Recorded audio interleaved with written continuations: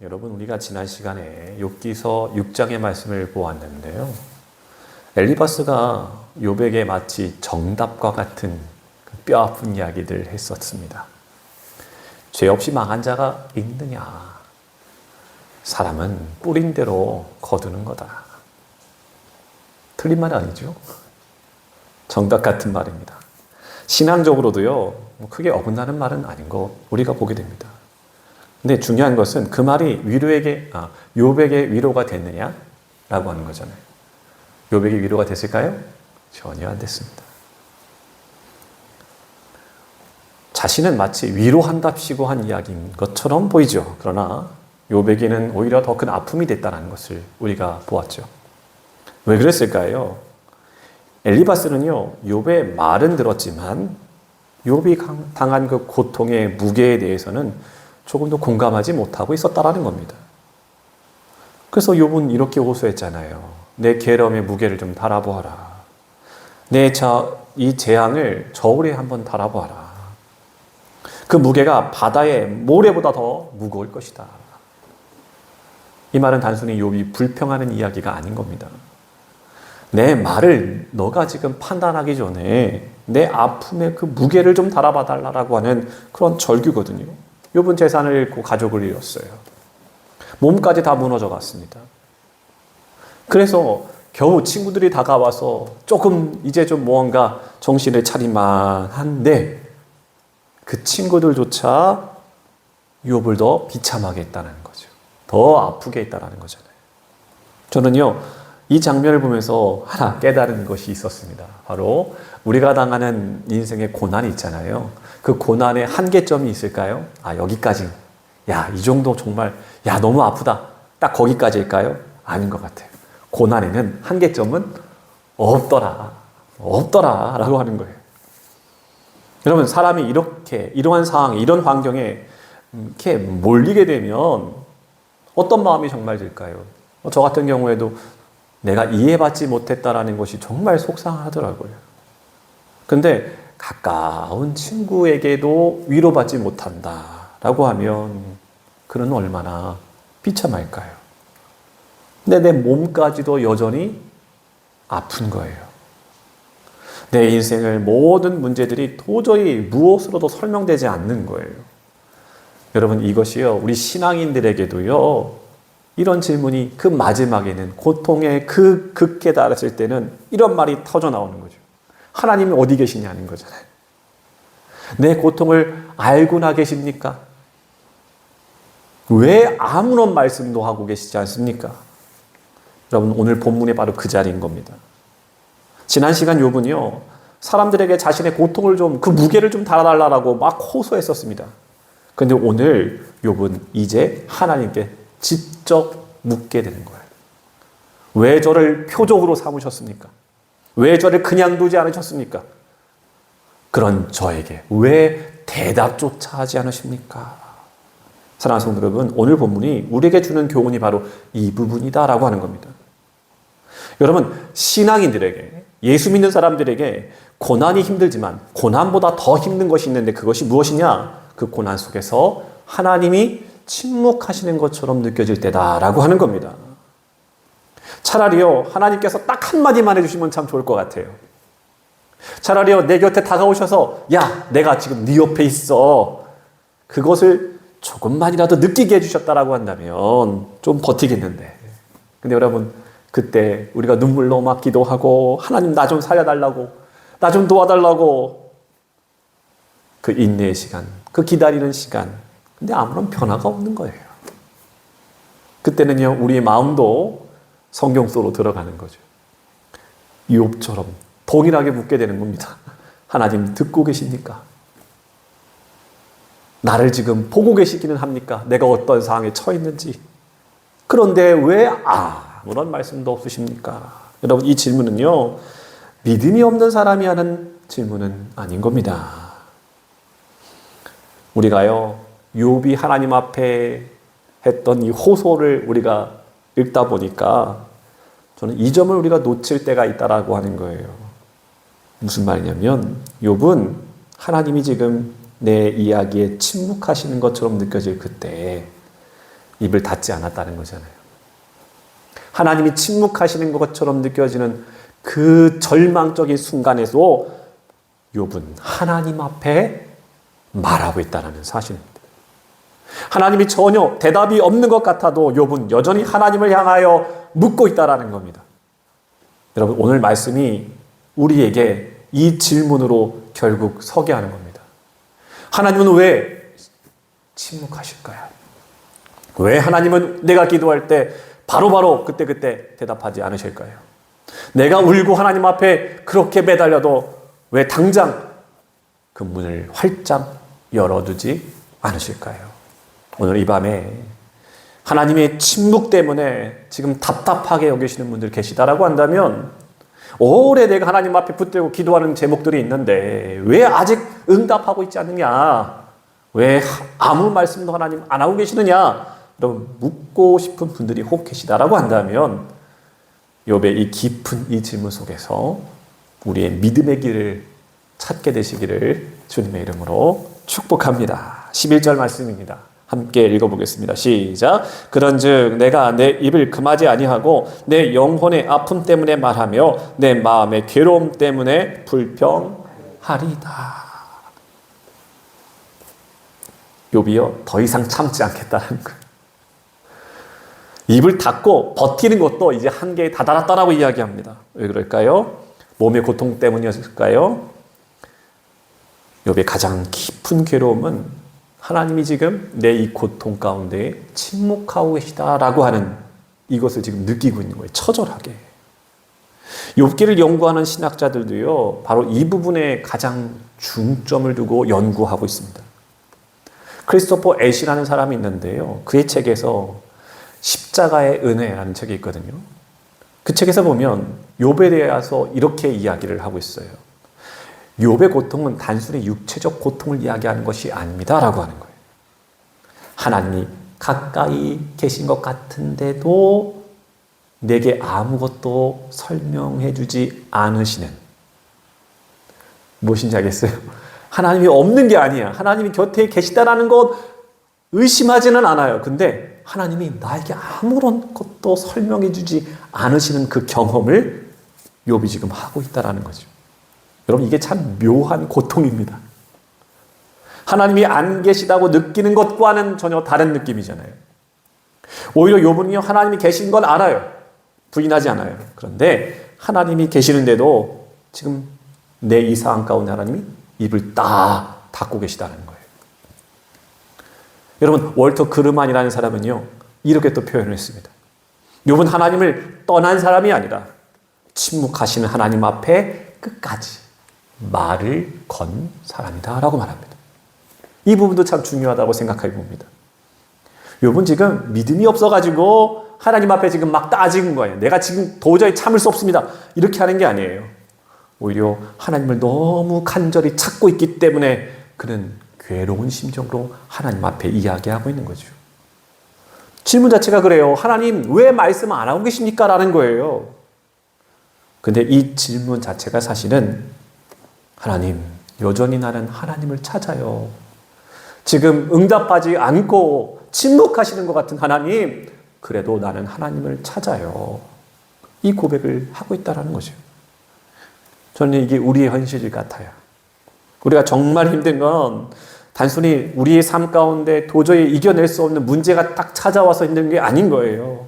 갑자기 질병이 찾아오기도 하고, 경제적으로 힘들기도 하고, 자녀가 속썩이기도 하고. 근데 더더더더 힘든 건 그 상황 속에서 하나님이 너무 조용하게 느껴진다는 거예요. 아마 우리 성도님들 그런 시간들을 지나오시고 지나가고 계실 텐데, 밤새 자녀를 위하여 눈물로 기도하고, 근데 아무런 변화가 없는 것 같아요. 내 몸이 너무 아파서 너무 서러워서 하나님을 찾고 울고짖고 있는데 벽이 그대로인 거예요.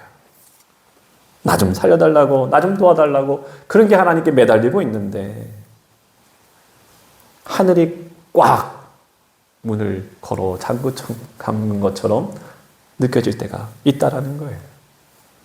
그때 우리가 어떤 마음의 소리가 들려요? 하나님 정말 듣고 계시냐? 나를 정말 보고 계시기는 한 거냐? 그런데 내 이 모습을 보시고도 왜 아무런 말씀이 없으시냐? 여러분, 믿음 좋은 사람도 이런 질문을 해요, 안 해요? 한다니까요. 오늘 욥이 했잖아요.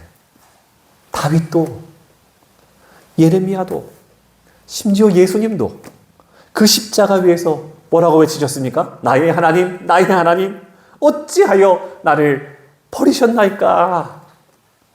여러분, 신앙은요, 이런 질문이 아예 없는 게 아니라는 거예요. 오히려 하나님이 침묵하시는 것처럼 느껴지는 그때에도 하나님 앞에 계속 말을 거는 거예요. 오늘날 많은 신학자들이요, 욥기를 보면서 바로 강조하는 부분이 바로 이 부분이 있더라고요. 욥기의 믿음은요, 모든 것을 다 이해한 다음에 그 이야기가 아니라 지금은 전혀 이해가 되지 않는다는 거예요. 그런데도 이 질문을 가지고, 이 고통을 가지고 하나님 앞에 계속 나아가는 거예요. 이건 무엇입니까? 왜입니까? 하나님 앞으로 나아가는 거예요. 여러분, 우리도 그렇습니다. 어떨 때는요, 우리 기도가 하나님 앞에 기도할 때 바로바로 응답되는 것 같아요. 얼마나 기뻐요. 얼마나 재미가 있습니까? 신앙생활에. 하나님이 인도하시는 게 분명히 보일 때는요, 너무 신이 나요. 근데 또 어느 때는 아무런 내 믿음에, 그죠? 요동이 없는 것 같지. 기도해도 뭔가 메아리가 있어야 될 것 같은데 아무런 메아리가 없는 거죠. 예배가 드리는데 예배를 드리면서도 내 마음에 답답한 문제가 전혀 해결되지 않는 거예요. 말씀을 읽고 있단 말입니다. 근데 말씀 앞에 깜깜한 내 인생만 보이는 거예요. 근데 여러분, 바로 그때 하나님이 내 곁에 계시지 않는다라고 우리는 착각하기가 쉽게 되는 거예요. 여러분 보세요. 그런 우리를 향하여 욥기서는 우리에게 주는 교훈이 있다라는 거예요. 하나님의 침묵은 하나님의 부재와 같지 않다라고 하는 겁니다. 하나님이 말씀하지 않으시는 것 같아도 하나님이 떠나신 것 아니다라고 하는 겁니다. 하나님이 지금 설명하지 않고 계셔도 하나님이 우리를 버리고 계신 것은 아니다라고 하는 거예요. 우리는 욥기서를 보면서 이제 앞으로 후반부에 가서 더 크게 알게 될 것이지만 하나님은 이 침묵 속에서도 결국은 이 욥을 한순간도 떠난 적이 없고 욥을 붙들지 않을 순간이 없었다라고 하는 겁니다. 욥은 몰랐습니다. 알았어요? 몰랐어요. 알면 자신의 생일을 저주했겠습니까? 저도 그래요. 알면 저도 그랬겠습니까? 얼마나 후회가 되는지 몰라요. 그러나 하나님은 한순간도 욥을 놓치지 않으셨다라고 하는 겁니다. 저는 이것이 믿음의 신비라고 생각을 해봅니다. 우리는 하나님의 손이 안 느껴지는 것처럼 느껴질 때가 곧 찾아오지만 그렇다고 하나님의 손이 영영 사라진 것은 아닌 것입니다. 그래서 오늘 우리가 말씀을 통하여 첫 번째로 좀 붙들고 싶은 부분이 이 부분입니다. 고난보다 더 힘든 게 무엇이라고요? 하나님이 입을 꼭 닫고 계시는 것처럼 느껴지는 그때. 그러나 하나님께서 지금 침묵하시는 것 같아도 하나님이 지금 내 곁에 계시지 않는 것이 아니다. 이것입니다. 20절 말씀 같이 한번 읽어볼까요? 20절입니다. 시작. 사람을 감찰하시는 이여 내가 범죄했던 것들 주께 무슨 해가 되오리까? 어찌하여 나를 당신의 관역으로 삼으셔서 내게 무거운 짐이 되게 하셨나이까? 여러분, 욥의 질문이 더더더더 가격해지고, 그렇죠? 하나님이 나를 관역을 삼으셨다는 거예요. 얼마나 끔찍한 이야기입니까? 결국 하나님은 왜 나를 여기까지 몰아가시느냐라고 하는 거예요. 우리가 어느 때 보면 이 욥기서의 말씀을 읽을 때 보면 때로는 불편하게 느껴질 때가 있습니다. 정상적인 겁니다. 틀린 거 아니에요. 왜냐하면 너무나 직설적이거든요. 너무나 거칠어 보입니다. 저는요, 어느 때 욥기의 말씀을 읽으면서 불편할 때도 있지만 죄송한 말이지만 통쾌할 때도 있습니다. 제 마음을 대변해 주는 것 같아가지고. 그래서 어떤 사람들은요, 믿음 좋은 사람이 어떻게 이렇게 이야기할 수 있느냐라고 하면서 욥을 비난하기도 하죠. 근데 여러분, 욥기를 현재 연구하고 있는 많은 신학자들이요, 오히려 이 부분을 굉장히 중요하게 보고는 이유가 바로 여기 있다라는 거예요. 욥기서의 중요한 요점은 이겁니다. 욥의 질문은 단순한 반항은 아니었다라고 하는 지점입니다. 반항하고 있는 게 아니에요. 몸부림이에요. 어떤 몸부림이다? 하나님 앞에 난 하나님을 절대로 놓칠 수 없다라고 하는, 이 고난 속에서 하나님만은 놓칠 수 없다라고 하는 그런 처절한 몸부림이에요. 욥은 하나님을 조금도 포기하지 않는 사람이었다라고 하는 거죠. 그래서 저는 생각을 해봅니다. 나는 금세 한눈을 팔고 금세 하나님보다 더 어떤 것이 높은가, 더 값어치가 있는가, 이것을 자꾸 계산하려고 드는데 욥은 그 점이 전혀 보이지 않아요. 모든 걸 다 잃고 다 빼앗기고 내가 가진 것이 아무것도 없는 이 현실의 가운데서도 하나님만은 포기할 수 없는 욥의 믿음이 보이거든요. 그때는 저의 믿음이 너무나 하찮은 것처럼 느껴질 때가 이 욥기서의 말씀을 읽을 때마다 그런 게 있어요. 여러분도 그러실 것 같아요. 그러니까 여러분 보세요. 이런 마음을, 이 욥기를 보면 욥이 단순히 하나님 앞에 화내는 것처럼 보이지가 않는다니까요. 사실은요, 나는 절대로 하나님을 놓지는 않겠습니다. 너무도 외롭고 너무나 고통스럽지만 하나님은 내가 놓치지 않겠습니다. 이 부분을 많은 신학자들이 붙잡고 있는 거예요. 여러분, 왜 그러냐? 많은 사람들 중에 관계를 한번 보세요. 정말 포기한 사람들은요, 더 이상 질문하던가요? 안 합니다. 안 해요. 더 이상 묻지 않아요. 관심이 없으니까. 생각해 보세요. 나 오늘 하나님과 완전히 관계를 정리하겠어. 그럼 하나님께 물을 게 뭐가 있냐는 거예요. 하나님께 말을 걸 생각이 없죠. 보세요. 욥은 계속 하나님께 물어요. 왜입니까? 왜 침묵하십니까? 왜 나를 이렇게 그냥 두십니까? 보세요. 하나님을 향한 욥의 몸부림이라니까요. 하나님 제발 내게 대답해 주세요. 계신 것 알아요. 나 사랑하시는 거 알아요. 하나님 대답해 주세요. 하나님 제발 이 순간 저를 외면하지 말아주세요. 그 절규를 욥은 하고 있다는 겁니다. 그래서 신학자들은 말합니다. 욥의 질문은 믿음 없는 그런 표현이 아니라라고 하는 거예요. 오히려 하나님과 끝까지 씨름하고 있는 믿음의 표현이다라고 하는 거죠. 우리가 어디에서 그것을 찾았어요? 동일하게 야곱이 그랬잖아요. 밤새 하나님과 씨름합니다. 절대로 놓지가 않아요. 축복하지 않으시면 나는 절대로 놓지 않겠다라고 그렇게 처절하게 매달리죠. 믿음은 때로 조용히 그냥 끄덕이면서 좋은 말씀이구나, 이것은 아닌 것 같아요. 때로는 하나님 앞에 울며 씨름하며 내 생명을 거는 그런, 그죠? 내 신앙의 믿음의 기도의 자리가 있다라고 하는 거죠. 여러분, 정말 힘들 때는요, 분명히 질문이 생긴다니까요. 왜 우리 가정일까요? 하나님, 왜 하나님 이렇게 오래도록 기다리게 하시나요?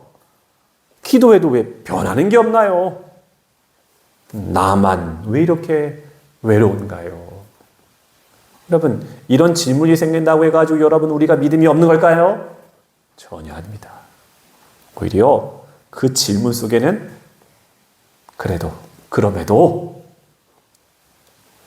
하나님 앞에 듣고 싶은 게 있다는 것 아니겠어요? 얼마나 감사합니까? 그래도 나는 하나님만을 붙들겠습니다라고 하는 그 마음이 고스란히 그 기도 가운데 들려있다라는 거예요. 여러분, 시편 말씀도 우리가 자주 이용하지만 다윗이 얼마나 하나님 앞에 질문을 많이 했습니까? 시편 13편에 보니까 유명한 말씀, 여호와여 어느 때까지이니까 나를 영원히 잊으셨나이까? 주의 얼굴을 나에게서 어느 때까지 숨기시겠나이까? 시편 42편에는 뭐라고 말하니? 내 반석이신 하나님께 말하기를 어찌하여 나를 잊으셨나이까?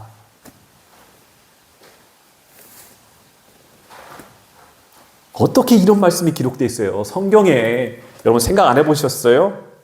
하나님이 나를 잊으셨나이까? 라는 거, 이 말씀이 고스란히 성경에 하나님은 두셨다라는 거예요. 기록하셨다라고 하는 거예요. 지워버리지 않으셨습니다. 오히려 이 고백들을 믿음의 노래라고 하면서 고스란히 남겨놓았다는 거예요. 왜요?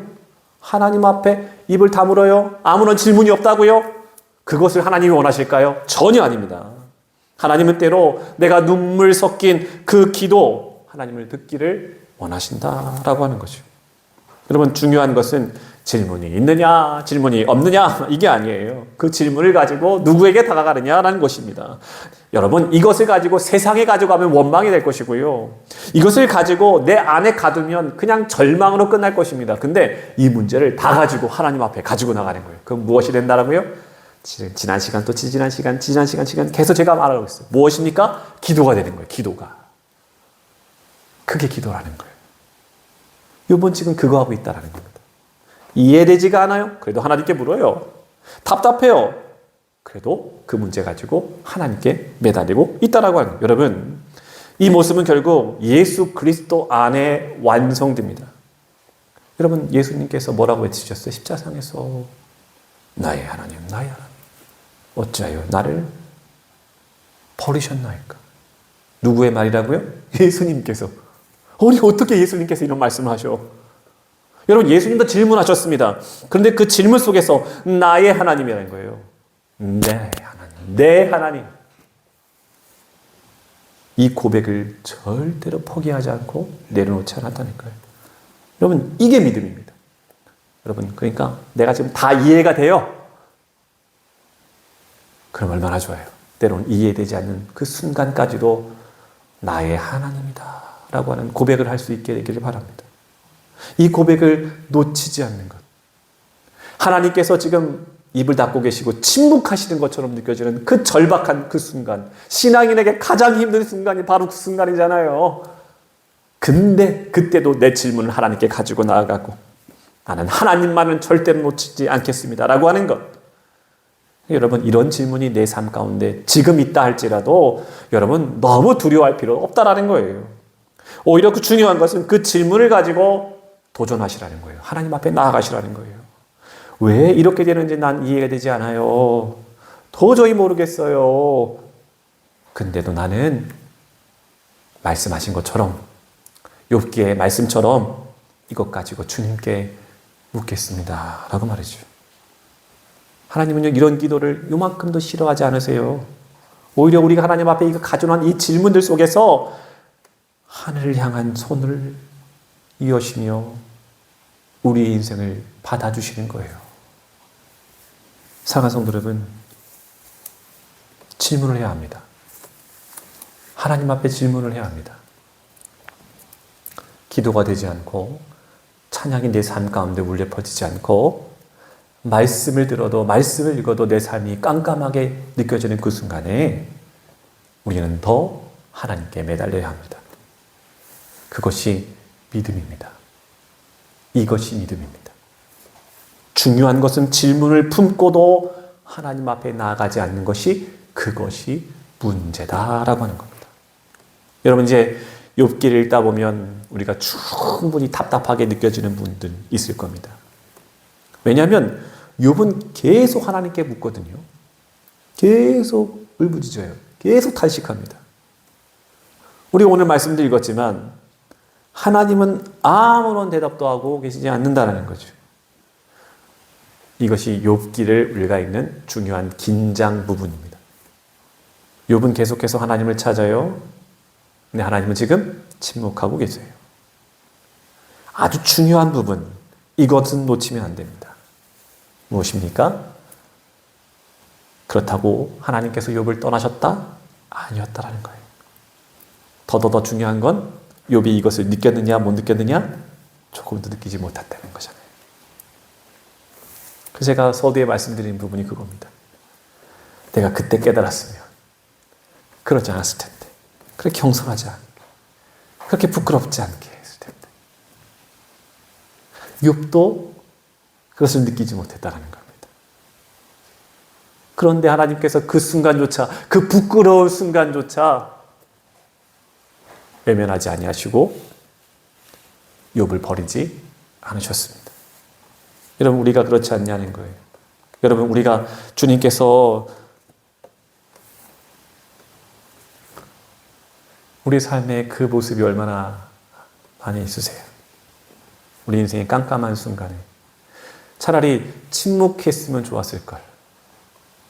근데 우리가 이미 하나님 앞에 범죄할 만큼 많이 하나님 앞에 실수를 많이 했었죠. 때로는 사람들에게도 많은 실수를 많이 했었죠. 그것이 끝인 줄 알고, 그것이 내가 무너지는 길인 줄 알고 몸부림쳤었죠. 근데 하나님은 그 순간, 어떤 순간이든지 우리의 손을 놓치신 적이 없다라고 하는 겁니다. 우리 인생의 이 캄캄한 밤에 때로는 나의 그 부족한 모습이 오늘 말씀을 들으면서 여러분, 그때 그 실수를 했었지. 오늘 하나님은 우리의 그 실수를 들춰내시려고 하는 것이 아니라, 그럼에도 나는 너를 사랑한다. 그럼에도 나는 너를 포기하지 않는다. 놀라운 은혜의 말씀을 우리에게 주고 계신 겁니다. 사랑하는 성도 여러분, 오늘 하나님의 손길이 느껴지지 않는다고 해가지고 하나님이 그 손길이 없는 게 아닙니다. 제가 유아의 손을 잡고 이렇게 거리를 걸을 때 있는데, 유아의 손을, 이렇게 아이의 손을 딱 잡을 때 제가 느끼는 감정은, 걱정하지 마라. 내가 너의 아버지다. 내가 너 지켜줄 것이다. 고사리 같은 그 조그만 아이의 손을 잡으면서도 하나님 제게 능력을 주시옵소서라는 게 있거든요. 이 아이가 어디를 가다가 제 손만 보이면 슥 손을 이렇게 잡아요. 그 아이의 손을 잡을 때마다 저도요, 얼마나 행복한지 모릅니다. 제가 그 순간 욥기의 말씀을 묵상하면서 그런 생각을 해봤습니다. 하나님의 손이 없는 게 아닌데, 하나님 손이 지금 내 곁에 있고 언제든 내 손을 잡아주실 수 있는데, 나는 왜 이렇게 외롭다라고 타박하고, 나는 왜 이렇게 힘들다라고 타박하고, 왜 이런 삶을 보내고 있을까? 사랑하는 성도 여러분, 하나님이 지금 침묵하신다고 해서 그 손이 사라진 건 아니지 않습니까? 지금 내가 외롭다고 해가지고 하나님 내 곁을 떠나신 것이 아니지 않습니까? 오히려 간절히 주님의 손, 이미 내 곁에 와 있는 이 손을 여러분 붙잡길 바랍니다. 주님이 침묵하셔도 그 손은 우리가 잡을 수가 있는 것입니다. 바라기는 오늘 이 밤이 주님 손을 꼭 붙잡고, 여기 계시는구나. 주님 캄캄해서 보이지 않았어요. 외로워서 보이지 않았어요. 때로는 사람들이, 내가 믿었던 사람들조차 정답을 이야기하느냐, 내 마음에 비수를 주었다 하더라도, 그래서 내가 안 보였지만 내가 주님 손을 붙잡겠나이다 라고 하는 그 믿음의 고백이 여러분 인생의 캄캄한 밤에도 찾아오시는 주님의 그 손길이 여러분 가운데 있게 되기를 주님의 이름으로 축복합니다. 기도하겠습니다. 거룩하신 하나님, 은혜를 감사합니다. 하나님이 침묵하시는 것 같은 느껴지는 그 순간이 우리 신앙인들에게는 가장 고통스럽고 가장 힘든 시간들입니다. 그렇다고 우리 성도들이 하나님을 찾고 기도하지 않았던 순간들은 없습니다. 오늘도 주님을 찾고 또 하나님을 찾고 기도 제목 가운데 하나님 앞에 매달립니다. 좀 도와주십시오. 주님 좀 나 좀 봐주십시오.